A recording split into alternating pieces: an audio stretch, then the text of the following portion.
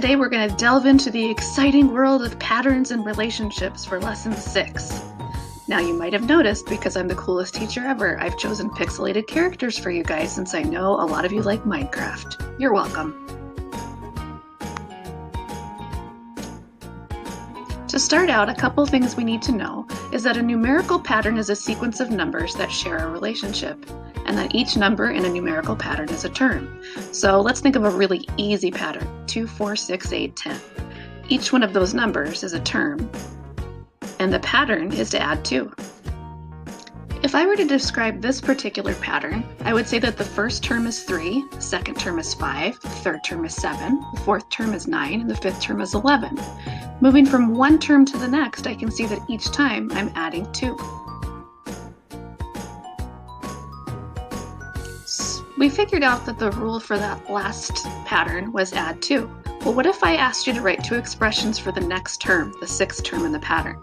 Well, there's a couple ways you could do it. You could go back to the first term and say, okay, 3, I'm adding 2, so 3 plus 2 plus 2 plus 2 plus 2 plus 2, or make it easy and just say 11 plus 2. So in this pattern, if I knew that the rule was to add 2 and I wanted to find that 6th term, I would go ahead and look at the last term, 11, and add 2, which means that the 6th term would be 13.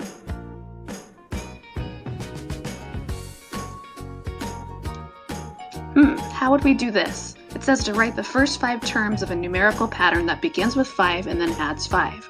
So my first term is 5. The rule is add 5, so it would be 5, 10, 15, 20, 25. Those would be the first 5 terms.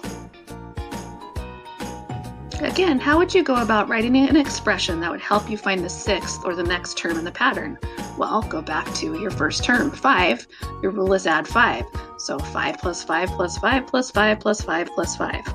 Or you could make it simple and look at the last term, 25, and add 5. Now let's think about some real-world patterns.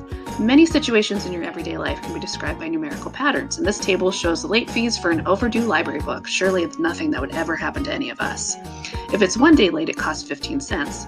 By day 5, it's 75 cents. So each day, it's increasing by 15 cents. Here's another thought. What about bicycles, or bikes as we call them, and wheels? Well, we know that one bike has 2 wheels, so if I add to that, 2 bikes would have 4, 3 bikes would have 6, 4 bikes would have 8, 5 bikes would be 10. So my rule would be for each new bike, I multiply by 2. Take a minute and think of a situation in your everyday life that could be described by a numerical pattern. Create a table that shows the pattern, and then describe the pattern. Mine might be something like how many Diet Cokes I drink each day.